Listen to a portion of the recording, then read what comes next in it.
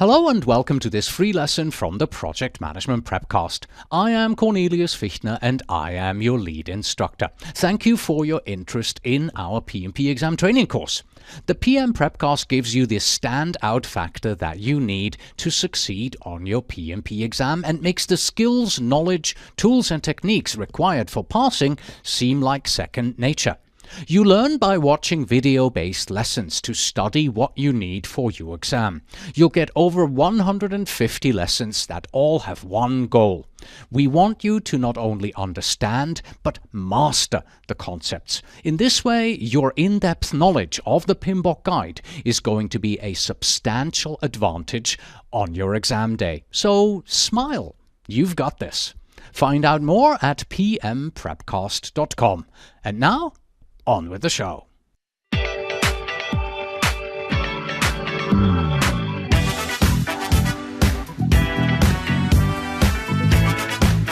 Hello and welcome back to part 2 of the Project Integration Management Overview lesson here on the Project Management Prepcast, where we help you piece together what you need to know for your PMP or CAPM exam. I'm your instructor, Cornelius Fichtner.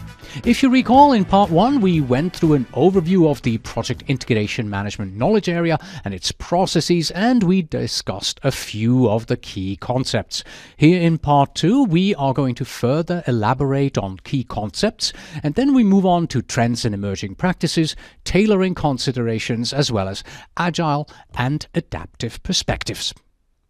So, some more key concepts. We already mentioned or alluded to some of these in part 1 of this overview. Project integration management involves orchestration of project processes and activities. Integration involves identifying, combining, unifying, consolidating, communicating, and coordinating various processes and project management activities. It means managing interrelationships and interdependencies among the project management knowledge areas. Integration is not a one-and-done activity. Project managers need to oversee integration from start to finish of the project, and at many times have to repeat the same process. Integration is not an easy job, but a necessary one on a project. Integration involves choices and decisions. Some perhaps are easy and straightforward, but others may not be quite as simple. In resource allocation, we as project managers have to make decisions on assigning people to tasks and using people effectively. For example, you have to decide how to allocate project team members, and you may have to revisit these decisions almost daily. When balancing competing demands for the limited resources, be them money, people, tools or equipment, we need to make decisions about priorities. We cannot make decisions in isolation. The allocation must be balanced and appropriate to competing demands and goals across the organization. As integration management has a bird's eye view of all the other processes, it involves examining alternative options on a project, especially as they may mean prioritizing and compromising among competing constraints. For instance, there may be competing objectives on the project. One objective might be integrating the latest technology into the result, while another is a highly aggressive deadline. You need to decide how much of this new technology can truly be integrated based on the available schedule. As projects are unique, it is rare that we can completely reuse tailoring from one project to another. We have to determine to what depth we go with each process, what level of detail we need, how heavy or light, and how strict the process is. The PMBOK guide does not tell you how to manage this balancing act. However, mastering the PMBOK guide helps you gain confidence in your craft. With all those choices, we want a combination that aligns our stakeholders' expectations and requirements with our project's due dates. You have internal milestones within your project. Other stakeholders and the environment in which you operate also have dates you have to consider. For example, if you want to get human resources via college recruiting, which is handled by your HR department, you need to make sure that the HR department conducts college recruiting within your project's time constraints at colleges where prospective employees will fit into your budget. How we integrate processes has to apply and be appropriate for the project lifecycle. For example, integration has to be handled differently on a predictive versus an adaptive or change-driven project lifecycle. Specifically, how we handle changes in requirements and the frequency in which we release products, to name but two examples. Finally, integration must support our benefits realization plan. When we integrate, we have to think of how we can identify, sustain, and support benefits. For example, as we develop the charter or close the project or phase, we should ask ourselves and make sure that we effectively managed the benefits realization aspects and considered how to integrate benefits management into our activities, communications, plans, dates, and so on. This benefits realization plan is covered in more detail in another lesson, but we must consider how we create, maximize, and sustain the benefits provided by the project. Other activities of integration include measuring and monitoring progress and actions. Project integration management monitors and controls everything that's going on in your project. And if something isn't going to plan, then you take corrective action or proactive action to bring actual project results back into alignment with the plan. Integration also includes communicating with stakeholders. It would be difficult to unify and coordinate without communication. The project manager must collect, analyze, and communicate project information to relevant stakeholders. In addition, we need to manage phase transitions. A phase may occur in parallel with another phase. For example, you as the project manager may have to be completing tasks in the first phase while you are already initiating tasks for the second phase. Finally, integration has to complete project work and formally close each phase, contract, and project. As we said, integration covers start to finish on the project. To say our work is done, we must formally confirm with our stakeholders that all the work is truly complete and close out the contracts and hand over the deliverables. When we consider integration and project management, we must understand the nature of projects. Projects do not exist in isolation. Therefore, project management is integrative by nature. You integrate and need to interact within and outside of the project. Projects involve more than one knowledge area. Integration is the so-called glue or connective tissue across all the parts of the project. It is also the balancing factor in the process groups and knowledge areas, which means that in integration you have to involve others in the project. Also, processes are iterative. Therefore, as some aspects of integration are ongoing, integration steps may also be repetitive. Alright, and that's it for all the key aspects that we wanted to look at. We're moving on. The PMP Guide highlights some trends and emerging practices in project integration management, and they include use of automated tools, use of visual management tools, project knowledge management, expanding the project manager's responsibilities, and hybrid methodologies. These trends and emerging practices reflect not only a reliance on more advanced technology, but also a change in best practices and processes. Automated tools are geared towards making the project manager's job easier by automating time-consuming tasks. Tools such as project management information systems are used to gather, integrate, and disseminate the outputs of project management processes. For example, many PMIS tools include functions such as project planning and scheduling, team collaboration, workflow management, task management, cost and budget tracking, as well as time tracking and reporting. This list is by no means comprehensive. Even as these automated tools aid the team, they also come with strings attached. You need to learn about these tools and implement and integrate them into your project. The second trend and emerging practices are visual management tools that are becoming more common in order to ensure different generations and cultures are coordinated and on the same page. As they say, a picture is worth 1,000 words. In order to integrate the processes, it is useful for us to manage what the team, your sponsors, senior management, and other stakeholders see. For example, projects can use several types of charts, paper, posters, electronic displays, all the like as visual tools, since they are easy and convenient to view. These types of tools help to capture and share project information with the team and other stakeholders. The information should be relevant, up to date, and presented in a manner that is simple and easy to understand. To that end, a visual management tool often contains not only text, but also images, graphs, and metrics. Visual management tools help to promote awareness. They can also be useful in seeing trends and in making decisions.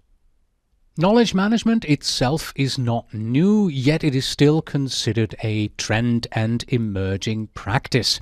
It has always been on projects, but it was assumed to be there in the background or sidelines. It has always been implied and assumed that you will learn, retain, document, and pass on the knowledge. Now, knowledge management is taking center stage. By calling it out and designating it as a process, PMI is stressing how integral it is to a project's success. It is important to plan knowledge management explicitly, to call out best practices, and define tools and techniques that are specific to knowledge management.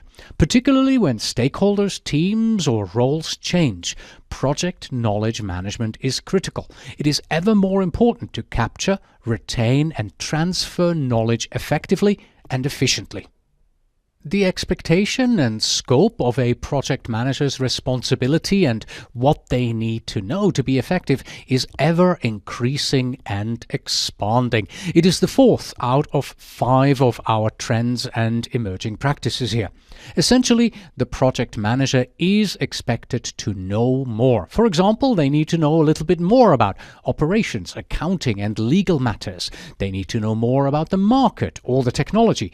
We are not saying that you as a project manager have to become an expert in everything, but we need to be able to speak with people who are experts.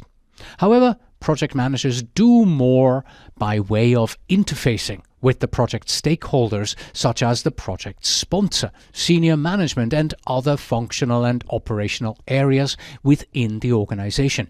Project managers need to be more knowledgeable and understand the implications of what others do as they collaborate, communicate, and interact with these stakeholders. Here is the last of our 5 trends and emerging practices. Hybrid methodologies. In line with the tailoring of the processes that are described in the PMBOK guide, projects can opt to use hybrid methodologies. In other words, the project manager can apply and combine practices that work best for the current project. Depending on the type of project, it may work well to find it best to use specific Agile or Lean methods, business analysis, change management, or other practices and techniques that work well for the industry, area, or discipline.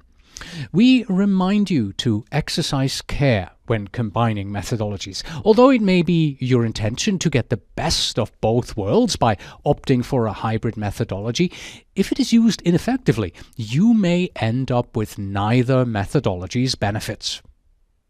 We have touched upon many tailoring points throughout this overview lesson, so you know that no project is the same.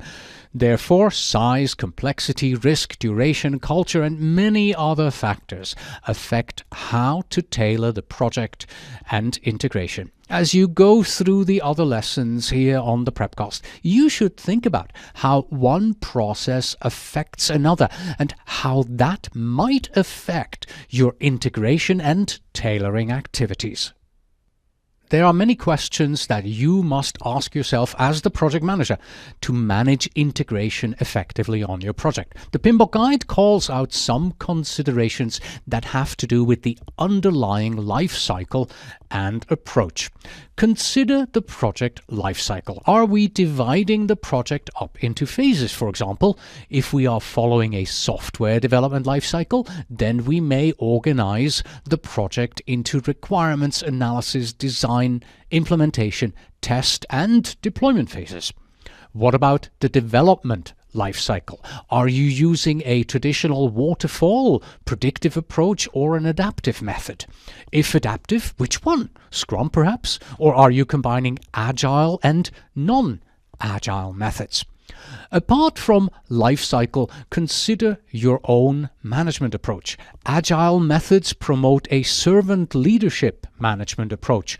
Other organizational and social cultures may reflect a different type of management approach that affects how you would approach control, risk, trust, and communications. And that's just what I can think of off the top of my head right now. Tailoring is also a matter of change. At some point during the project, someone is going to want to make a change, either to increase or to reduce the scope. Alternatively, maybe we find that our quality management processes don't work the way that we had envisioned, so we must make a change to the actual processes. Within the project, we may be getting them through an old way to a new way, or you may be dealing with a new product, technology, or regulation. Of course, the organization itself can be going through a transformation or change. In tailoring, you have to consider how to integrate and manage the change. There are many other tailoring considerations for integration management.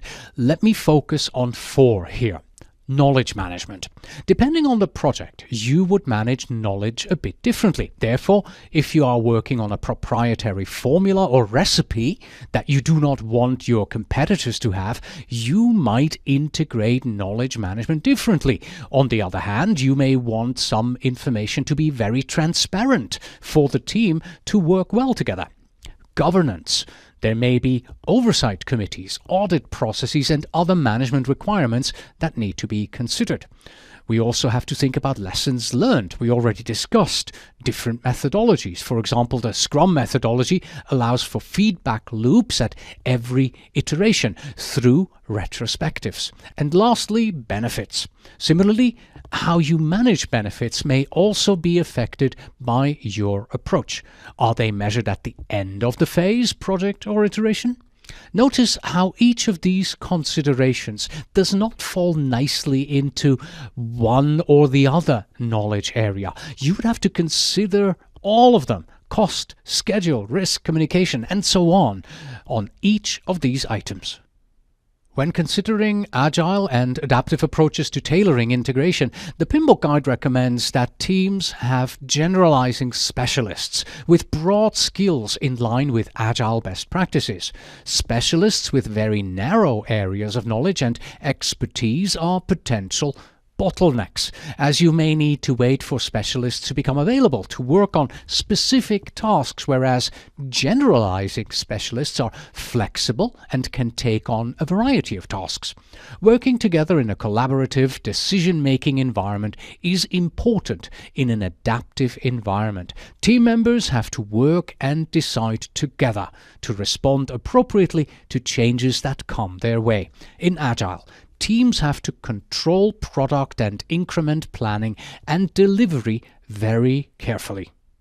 Lastly, when considering agile and adaptive approaches to tailoring integration, it is best to engage team members as local domain experts in integration management. This allows team members to participate and to be empowered to make local decisions, especially in a volatile and ever-changing environment. For example, let us think about a large-scale project that employs Scrum. At the top level, they have a Scrum of Scrum scrums consisting of ambassadors or representatives from each team so that multiple Scrum teams can coordinate their efforts. However, a Scrum team would be autonomous in making decisions at the team or local level. So Team A can make local integration decisions, as can Team B and C. They act as their local integration experts. However, there may be some wider integration decisions that need to be made together with other teams at the Scrum of Scrums level. What should you take away from this overview lesson? 2 things.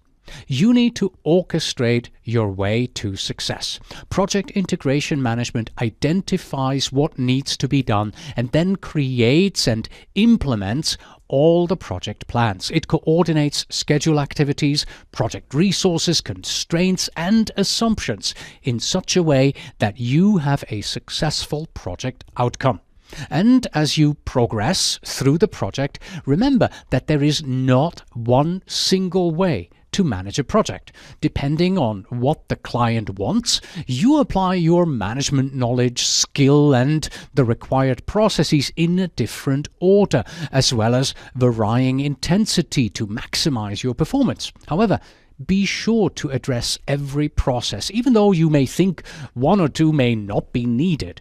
Be consistent, be flexible, think creatively, and you will succeed. With that, we have come to the end of this lesson. Until next time.